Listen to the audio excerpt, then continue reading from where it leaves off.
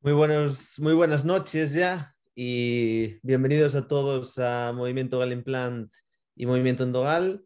Hoy tenemos el placer de contar aquí con nosotros con el doctor Manuel Ruiz Piñón, que nos viene a hablar de manejo de conductos curvos. Y voy a hacer una pequeña presentación para él, porque es un conocido aquí en Movimiento Endogal. Pero bueno, para los que estéis aquí por primera vez, que sepáis que él es licenciado en odontología por la Universidad de Santiago de Compostela, doctor por la Universidad de Santiago de Compostela, profesor asociado de patología y terapéutica dental de la Universidad de Santiago de Compostela, es además coordinador del máster en DORE de la Universidad de Santiago de Compostela, tiene su práctica privada en Vila García y además es director de uno de los modulares de Endogal que se realiza en A Coruña. Así que nada, que disfrutéis mucho de esta charla, que estoy seguro de que lo haréis. Y adelante, doctor. Un placer tenerla aquí. Muchas gracias, César. La verdad que es un placer, pues siempre participar con mi casa, con Endogal. Sí que la hora es mala. El online, pues la verdad que no es la mejor de las... A mí lo que más me gusta, pero bueno, intentaré que no se duerma nadie y que aprendamos un poquito. La idea de hoy de la charla es una charla muy breve, muy clínica, y lo que vamos a hacer es simplemente explicar un poquito lo que yo creo que es un poco los casos complejos, uno de los casos de los pilares difíciles que tenemos en endodoncia, que es el manejo de los conductos curvos.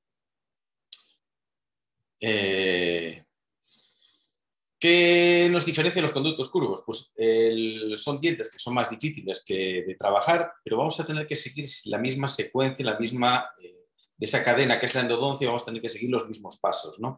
Entonces, la idea de hoy es ir dando tips, ir dando pequeños ayudas o trucos para poder solucionarlo mejor, ¿no?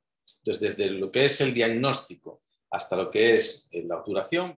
Bueno, vamos a ir viendo cosas que podemos ver en el diagnóstico. El diagnóstico sabemos que es de las partes más importantes que tenemos en la endodoncia, no saber lo que vamos a tener que hacer y cómo lo vamos a planificar.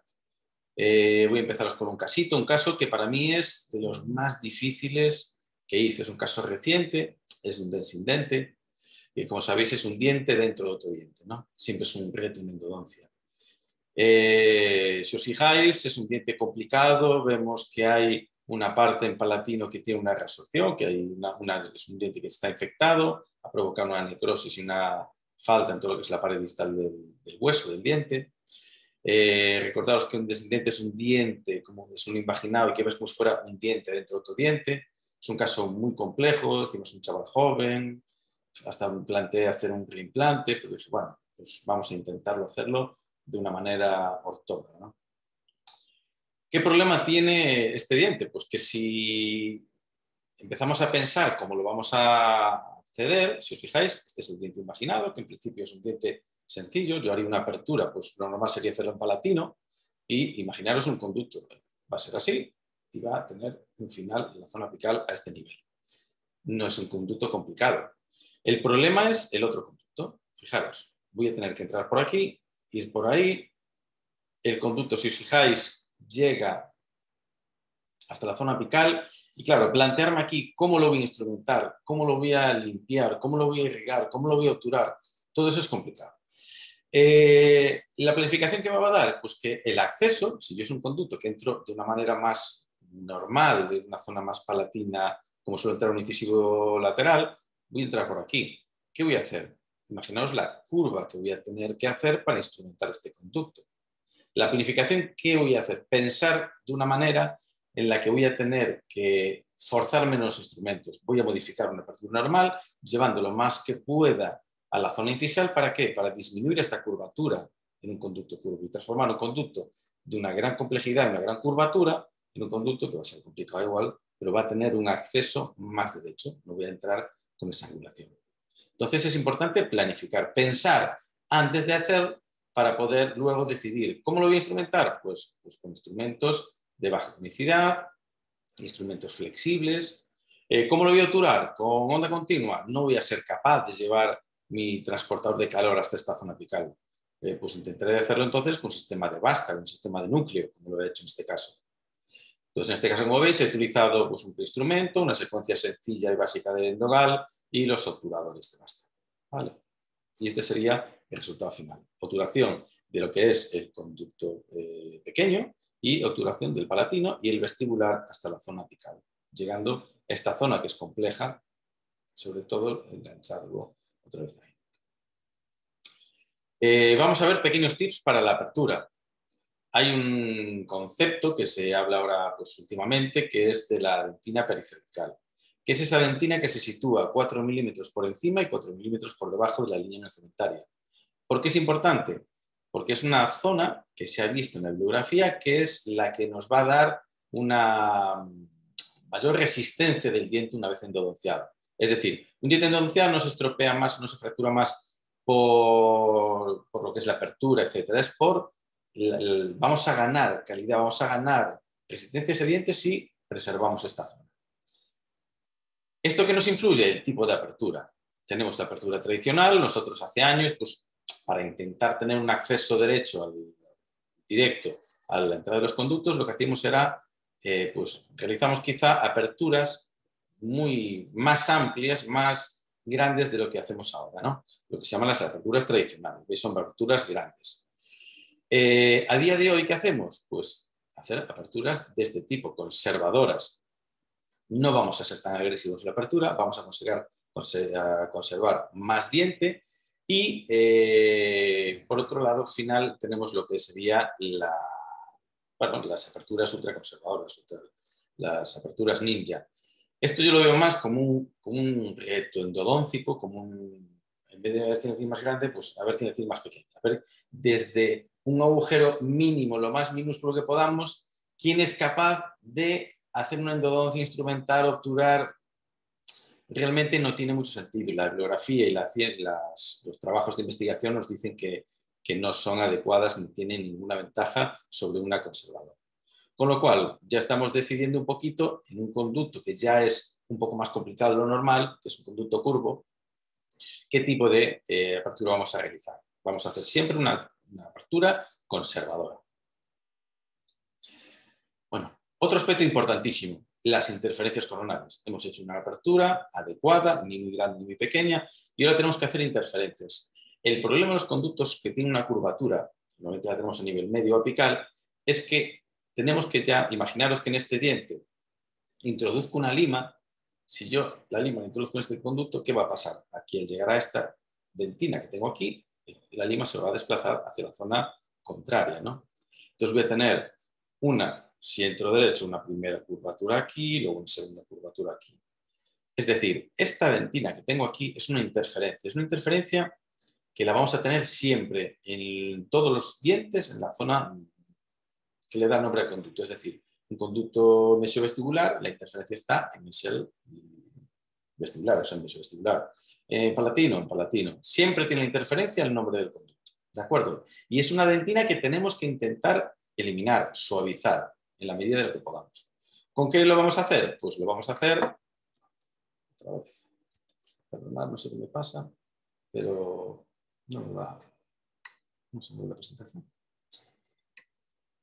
Y lo vamos a ver. ¿Con qué lo vamos a hacer? Pues tenemos diferentes herramientas. Podemos siempre, después de permeabilizar, utilizar fresas, utilizar el instrumento X que veremos a continuación, que es un instrumento muy rígido, pero elimina muy bien, es capaz de limpiar, aunque tenga condicidad, esa dentina que nos sobra.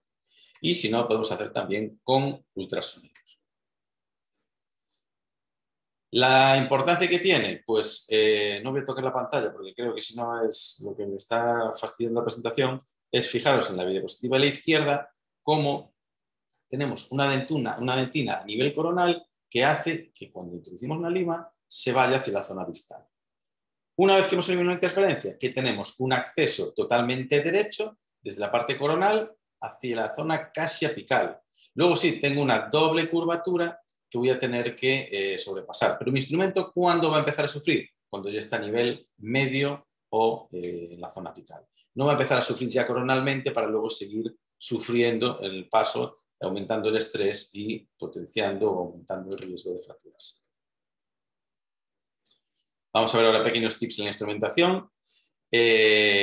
yo creo que el problema que tiene la mayor parte de la gente en un conducto curvo es que pierde la permeabilidad apical. Es decir, es muy típico cuando hacemos o alumnos de pregrado o gente que está en un taller, que cuando está instrumentando de repente, pues está la primera lima consigue llegar a ápice, la siguiente lima consigue llegar a ápice, pero la tercera ya se queda esa lima 1 milímetro, medio milímetro y ya no es capaz de llegar a la longitud de trabajo. ¿Por qué nos pasa eso? Lo más importante de estos conductos es lograr, y lo más difícil, lograr conseguir que ese ápice siga permeable. ¿Por qué? Nuestro foramen apical, según vamos instrumentando, según vamos avanzando con limas, ¿qué vamos haciendo? Detritus, pequeños detritus de restos de dentina que se van quedando pues, en el conducto, pegados en la pared, se van quedando también en el instrumento. ¿Y qué es importantísimo? Eliminarlos. Tenemos que, primero, a la hora de meter un instrumento, si es un instrumento manual, es también un clásico hacer un in-out, un mete-saca. ¿Eso qué está haciendo? Compactando esos pequeños restos, esos detritus que tenemos de dentina, lo que estamos haciendo es compactándolos hacia la zona apical. Entonces, ¿cómo se debe instrumentar? Siempre es un movimiento de enroscar a sentido horario, dar una vuelta a la lima y retirarla. Irrigamos, volvemos a dar otra rotación a la lima, retirar. No hay que irrigar después de cada rotación, podemos introducir la lima, sacarla pues, 2, 3, 4, 5 veces y una vez que hemos ya introducido la lima varias veces y vemos que va penetrando y que se va yendo hacia la zona apical, irrigamos. Pero es muy importante siempre eso, avanzar, no in-out, sino en sentido horario las limas manuales. Luego, recapitular si vemos que no somos capaces de llegar con la siguiente. Y, importantísimo, irrigar. Es fundamental eliminar todos esos detritus que estamos generando. Porque si no lo hacemos así, lo que vamos a hacer es con la siguiente lima compactarnos hacia la zona apical. ¿Con qué lo vamos a hacer? Lo vamos a hacer con este instrumento que está en la pantalla abajo, con la lima Preca. Es, yo creo, una de las grandísimas aportaciones que tuvo Nogal a la endodoncia. Es una lima que tiene unas características diferentes al resto del instrumento manual. ¿Y por qué es tan importante y nos va a ayudar tanto? Porque a diferencia del resto de los instrumentos manuales, que tiene una conicidad 2, la Preca tiene una conicidad de 1. ¿Y esto qué significa? Al final lo importante es pues que aunque tiene la punta un pelín más gruesa, tiene punta 0,12 frente a una 0,8 que tiene una imagen una 8, una 10, una 15, ¿dónde vamos a ver la ventaja de la Preca? La vamos a ver cuando es un conducto largo y curvo a pues, 15 milímetros. Fijaros, a 15 milímetros yo tengo un punto 27, mientras que con una 10 tengo un punto 40. ¿Qué quiere decir? Que esa lima, la 10, la 8, la 15, se van a trabar mucho antes y van a trabajar mucho más coronalmente y no van a permitir trabajar y tener tacto en la zona apical. Con lo cual es un instrumento fundamental cuando trabajamos en conductos curvos. ¿Cómo vamos a medir la longitud de trabajo? Vamos a medir o bien con localizadores, no tenemos el nuestro, y también podemos hacerlo con el motor. Que sepáis que el motor que trabajamos siempre podemos trabajar instrumentando y teniendo la control de la longitud de trabajo. ¿Por qué? Porque tiene incorporado un localizador de ápices. Este es un caso de Pablo, precioso, que me cedió para la presentación de hoy y que me gusta para enseñaros que un conducto como este, muchas veces no somos capaces de llegar a una longitud de trabajo la primera vez que metemos una lima. Vamos a tener una longitud de trabajo hasta donde lleguemos, y podemos mantener como si fuera esa longitud el tope de nuestra instrumentación, y luego, una vez que llegamos, eliminamos interferencias y vamos instrumentando hasta esta zona, podemos luego ir aumentando la longitud, llegando hasta la auténtica longitud de trabajo, donde el localizador nos la va a marcar, y vamos a establecerla como longitud de trabajo definitiva. Entonces, no os obcequéis a intentar al principio llegar a la longitud de trabajo. Son conductos muy curvos, pues a lo mejor hay que hacer una primera longitud de trabajo, trabajarla y luego acabar hasta la longitud de trabajo original. Fijaros en esta endodoncia la cantidad de limas, que es otra cosa que nos pregunta mucho. Tienen que ser limas siempre nuevas y no es utilizar un instrumento. A mí me han fracturado instrumentos usados solo una vez. ¿Por qué? Porque hay veces que son casos muy extremos y los instrumentos sufren muchísimo. Es difícil instrumentar un instrumento a pero se pueden fracturar. A mí me fracturé una vez. ¿Pero por qué? Porque los fuerzas muchísimo. ¿Qué hay que hacer? Pues renovar, de utilizar uno. Fijaros que este tiene ya una elongación, estas espiras están fuera, pues lo que tenemos que hacer es coger otro. Siempre fijaros en los instrumentos. ¿Cuántos? 2, 3, depende de la endurance. Otra cosa fundamental es revisar siempre la longitud de trabajo. Pensar que nosotros estamos haciendo conductos curvos, ¿no? Un conducto curvo cuando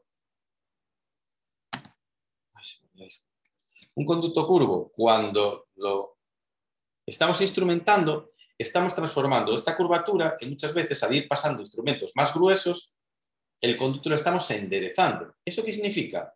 Que cuando antes tenía una longitud de trabajo de 21 milímetros, al acabar, ¿qué va a pasar? Que esa longitud va a descender. Porque el instrumento lo que ha hecho es, ha enderezado un poquito ese conducto. Con lo cual he perdido un poquito de longitud de trabajo. ¿En qué se va a traducir eso? En que en vez de 21 milímetros, al final de la instrumentación estoy trabajando en 20. Si yo mido el longitud de trabajo y no vuelvo a verificarla hasta la última lima de la instrumentación, ¿qué me puede pasar? Lo que os seguro que os ha pasado alguna vez, que un conducto que a partir de la segunda lima no sangra, está bien, no tenéis problema, cuando estáis acabando la instrumentación empieza a sangrar. ¿Por qué? Porque habéis transportado ese foramen apical. Conducto curvo, siempre controlar, siempre revisar la longitud de trabajo. Yo lo hago en cada lima, siempre trabajo instrumento con localización de ápices conectada. ¿No lo tenéis integrado en el motor? Pues cogéis el clip de la lima y vais trabajando y controlando siempre esa longitud de trabajo. Y si no, hacerlo muy a menudo. Siento hacer esto cada vez, pero no sé por qué no me va a dar. No sé. Y aquí vemos la endodoncia acabada.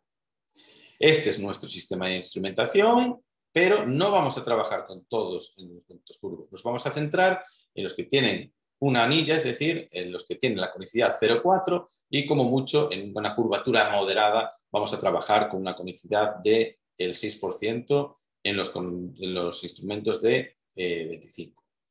Amarillo sería la conicidad 0,4 de 20 de diámetro en punta y 25 serían los anillos rojos, 0,4 un anillo, 0,6 doble anillo. Con respecto, otro tan pequeño tip. ¿Qué tipo de movimiento vamos a utilizar si son conductos curvos? Sin duda, movimiento alterno. Movimiento alterno, 120 grados horario, 30 antihorario. Velocidad, 450 y un torque de 4. Eso es lo que solemos utilizar cuando tenemos grandes retos en curvaturas. Bueno, ni grandes retos, cuando tenéis curvaturas. ¿Por qué? Pues de sentido común. El instrumento va a sufrir menos. El instrumento no va a tener un estrés de torsión tan grande. No se nos va a embotar y se va a quedar retenido el conducto. Entonces vamos a hacer que fracture menos. Siempre ya sabéis que es obligatorio instrumentar en nuestro sistema hasta un 20.04 y luego vamos a ver hasta cuándo vamos a hacer. ¿Vale? La secuencia operatoria siempre es una pre-K, preinstrumentación, vamos a utilizar el instrumento X y la 20.04. Ahí es cuando haríamos el gouging, mediríamos el diámetro apical, como ya explicamos muchas veces, y decidiríamos hasta qué instrumento vamos a trabajar. Esta es la instrumentación normal y vamos a trabajar nosotros en conductos difíciles, muy difíciles hoy. Secuencia difíciles, fijaros la importancia, siempre lo vamos a poner ahí, la lima pre-K es la que manda, la que nos va a dar un sondaje, una penalización. Eliminaremos interferencias con el instrumento X, que es un 2509, que es el primero, el más cortito, robusto, pero es para eso. Se introducir en las partes más coronales del conducto. Preinstrumento, una conicidad 3%, vamos a trabajarlo siempre, fijaros, entre cada instrumento, como colocamos ahí la lima pre-K, irrigación y pre-K, y limación y pre-K. ¿Para qué? Es una lima de pasaje, es una lima que va a permitir que ese foramen apical esté siempre permeable, que no nos pase lo de que se nos tapone en las partes finales. Conicidad 0,4 la amarilla, conicidad 0,4 la roja, de 25 y como mucho, si es una curvatura simplemente difícil, vamos a llegarlo hasta una 25.06. Casos muy complejos, pues aquí vamos a ver en la parte inferior que tenemos nuestra longitud de trabajo, instrumentamos, vemos que no llegamos a veces con nuestra lima pre-K, con nuestras limas de baja conicidad, vamos a llegar a la longitud de ápices. No pasa nada. Vamos a hacer una primera longitud, como hemos dicho antes, preliminar. Vamos a hacer instrumentación, eliminar interferencias y luego vamos a ver cómo nuestra lima pre-K llega a longitud de trabajo, establecemos nuestra longitud de trabajo definitiva y ahí ya vamos con nuestro preinstrumento, el instrumento A, hasta longitud de trabajo. Luego ya, si es necesario, eliminamos una interferencia más y vamos a ir con instrumentos de conicidad solamente 0,4. El amarillo y el rojo, 20 y 25. Y sería el final de la instrumentación. Podemos preinstrumentar bien con el instrumento A, que lo tenéis a la derecha, el 1503, y también podemos trabajar a veces con preinstrumentar con instrumentos manuales. La preinstrumentación realmente, ¿qué es? Instrumentar de una manera más controlada para que luego los instrumentos rotatorios, que la punta más pequeña no trabaje, que sean nuestros preinstrumentos los que hagan el trabajo sucio, los que trabajen para que no se fracturen los instrumentos rotatorios.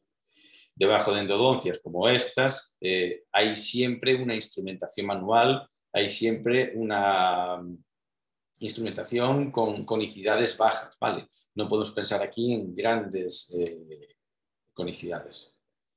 Seguimos con la irrigación. Sabemos que tenemos que irrigar durante todo el tratamiento de conductos y centrarnos muy bien en la irrigación por tubulación.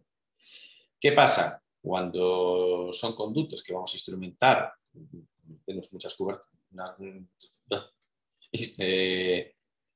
cuando tenemos conductos que son con grandes curvaturas, no vamos a poder instrumentar tanto. Si no podemos instrumentar mucho, lo que va a pasar es que tenemos menos sitio para que los irrigantes trabajen, con lo cual vamos a tener que centrarnos y vamos a tener que obligarnos a irrigar pues, de una manera más copiosa, más tiempo, ¿no?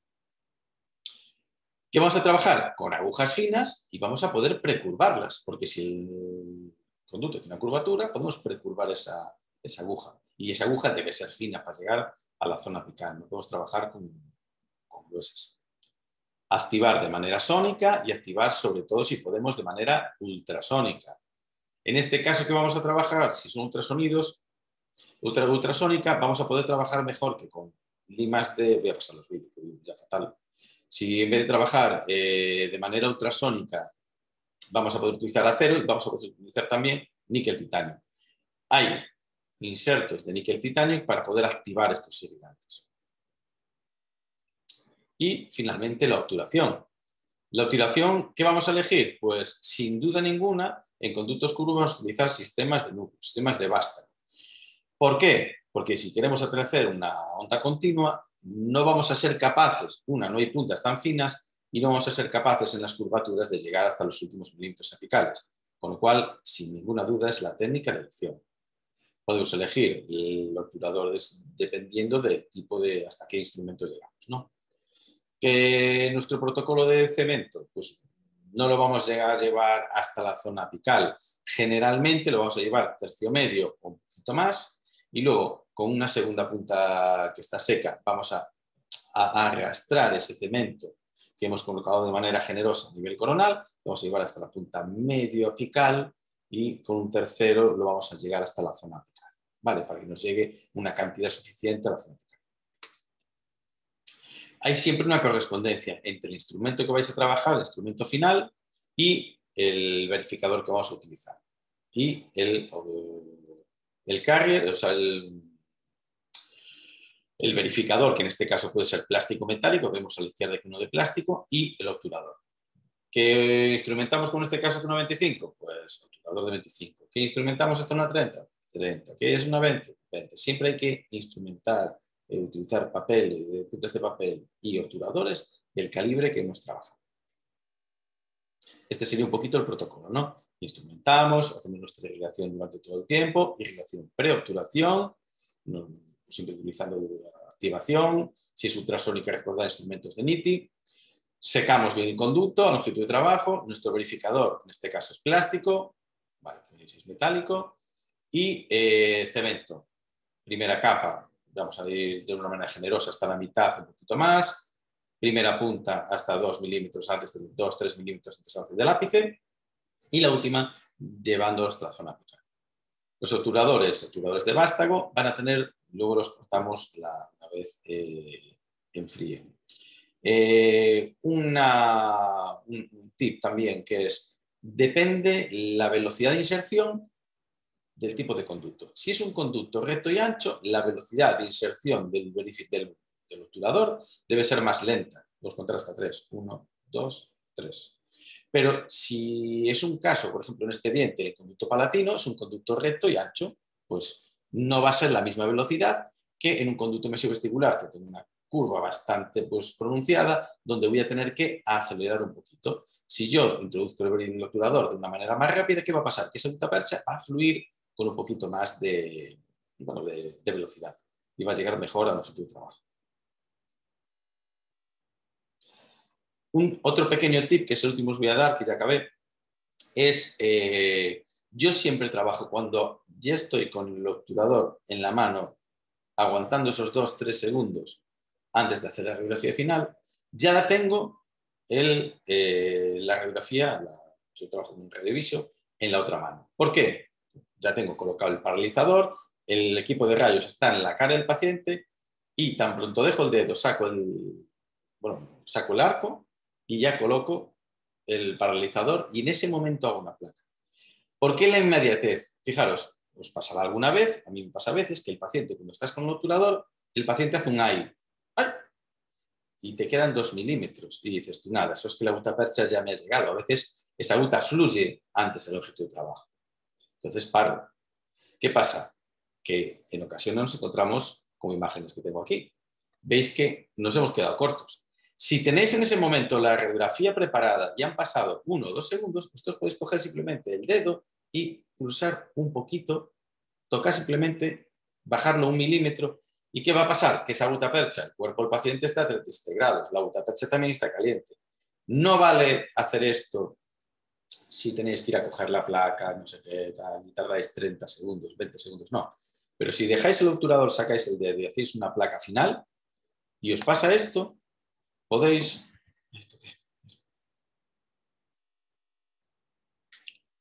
Podéis conseguir de una manera sencilla, simplemente apretando un poquito, que ese vástago corra un poquito y esa gutapercha fluya hasta la zona apical. ¿Por qué no lo podéis hacer si pasa tiempo? Porque entonces, si forzáis una vez que ha pasado tiempo, en vez de obturar con gutapercha, podríais correr el riesgo de obturar con el carrier plástico del obturador. ¿Vale? Entonces eso es en el momento justo después de hacerlo.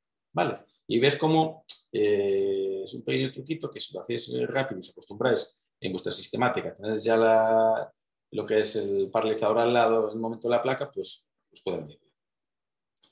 Y como resumen, apertura conservadora, siempre sin con la preca, longitud del trabajo, verificarla durante toda la instrumentación, siempre mantener el lápice permeable, nunca lean out, siempre enroscar y tirar, recapitular si es necesario, irrigar siempre y pasando la preca hasta longitud de trabajo, incluso podéis pasaros con la preca medio milímetro, 1 milímetro. Primera instrumentación, manual o primer instrumento en dual, instrumentación, preferencia alternante con unicidades bajas, de 0,4 si podemos, y irrigación, puntas finas y percurvarlas si queréis. Si lo utilizáis, vibración ultrasónica de agujas de Nitti. Baja velocidad porque se fractura. Y por último, el tip de la obturación, velocidad un poquito más rápida en esos conductos. Nada más, yo como siempre os dejo con mis niñas y el micro. Y si tenéis alguna duda o me queréis ver en redes, pues ahí están los nombres. Vale, muchas gracias y espero que estéis aún despiertos. Pues muchísimas gracias, Manuel. Tenemos un par de preguntillas. Nos comentan si prefieres para tus casos utilizar rotación continua o reciprocante. Esta es una de las preguntas. Pues yo cuando son conductos así de curvos me gusta más reciprocante por lo que decíamos, que el movimiento recíproco lo que va a hacer es que esa lima sufra menos. Un instrumento cuando está rotando en un conducto y se traba, pues tiene una resistencia y tiene una fatiga mayor. En cambio, si tú tienes un movimiento alternante, estás disminuyendo la fatiga de ese instrumento. Entonces, por eso siempre conductos curvos preferimos movimiento alternante. Vale. Que puedes hacerlo, si tienes un motor que no tiene alternante, lo puedes hacer de manera igual con el movimiento continuo. ¿Qué pasa? Que ese instrumento va a sufrir más. Vas a tener que utilizar, pues a lo mejor, no un instrumento solo, sino utilizar dos. Va a sufrir más. Vale. Vale, nos comentan también si en caso de reendodoncia, ¿cómo desocturas si ya has obturado? Pues, Si ya has obturado con gutapercha con núcleo. sí, pues eso es muy... Voy a poner, es que es una pregunta que hacen siempre.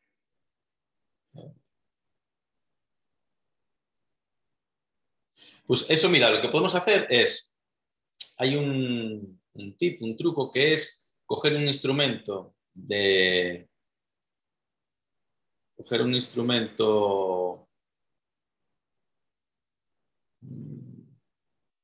aquí lo tengo, esta semana, lo explicamos así rápidamente. Hay que llevar a la cámara a pulpar, dejar el instrumento, el obturador aquí en el medio y vamos a coger, esto es una endodoncia pues, selectiva donde voy a tener que sacar estos termafil que tengo en los conductos mesiales y lo que vamos a hacer es calentar el obturador. ¿Con qué lo vamos a hacer? Nos vale con una utilidad de obturación de onda continua y si no, yo lo que suelo utilizar es una punta de ultrasonidos del número 3. Lo utilizamos sin agua. Este es un vídeo que está a tiempo real. Fijaros lo que debe tardar en desobturarlo. ¿En qué se basa la técnica? En calentar el obturador, calentar ese núcleo plástico, ya lo veis, durante 15 segundos. Y luego tenéis que coger una lima H del número 50, que tiene una forma como de sacacorchos. Y con esa lima H lo que vamos a hacer es enroscarla. Le vamos a dar 2-3 vueltas. ¿Qué va a pasar? Que ese plástico que está medio derretido se va a quedar en el medio de la lima H y entonces ahora a continuación, de manera lo más vertical posible, tenemos que tirar con un mosquito, lo veis, de manera vertical y nos queda y nos sale de esta manera. El de al lado, lo mismo, misma técnica, lo voy a poner a cámara rápida, pero fijaros cómo es una técnica sencilla y que pues de cada 100 veces que lo hagas, estos son conductos curvos de molar inferior, os va a salir a la primera el 80%. ¿Qué no sale a la primera? Pues lo vuelves a hacer, vuelves a calentar, vuelves a meter la lima H y de manera lo más vertical que puedas lo intentas sacar. Y si no puedes, pues nada, tienes que pelearte pues, con los instrumentos rotatorios intentando sacarlo, que a veces es imposible o no sale. Otro truco es utilizar la lima más gruesa que tenemos. Si imaginaros que no tenemos tampoco ultrasonidos y queremos ser más rápidos a la hora de instrumentar, pues un instrumento X, que lo tenemos, sería una opción válida sin utilizar irrigación para calentar esa ulta y quitarla de una manera también, sí, por decirlo así, más agresiva, más rápida. Calienta y elimina ulta fácil. Bueno, aprovecho ya que lo has mencionado a decir que en la Expo Dental tendremos nuestras puntas ultrasónicas también como novedad de Al fin. al fin han llegado. También nos preguntan si habitualmente en conductos con mucha curvatura llegas hasta el 2506. Si tiene mucha curvatura, prefiero quedarme en 2504. Si tiene mucha curvatura. Si veo que me entra de una manera holgada, no he tenido... ¿Cuándo decido uno a otro? Si veo que pasa la 0,4 con relativa, no me ha costado mucho pasarla, pues intento pasar a 0,6. Que también paso la 0,6 y veo que no me llega y me empieza a costar, me quedo en la 0,4. La paso de la 0,4 y me quedo ahí. Lo importante es no forzar el instrumento más de lo que digo. Pues nada, el resto de preguntas animo a los usuarios a que te las realicen también a través de las redes sociales que hemos visto ahí con anterioridad, que estoy seguro que estarás encantado de responderlas. Seguro. Y bueno, darte las gracias por estar aquí con nosotros una noche más en Movimiento Endogal. Te esperamos muy pronto de nuevo y muchísimas gracias por tu Pues nada, charla. un placer. Gracias a vosotros. Hasta luego. Venga, muy buenas noches a todos y buenas noches. Movimiento Endogal, Movimiento Galimplant continúa. Ahí estamos. Chao. Chao.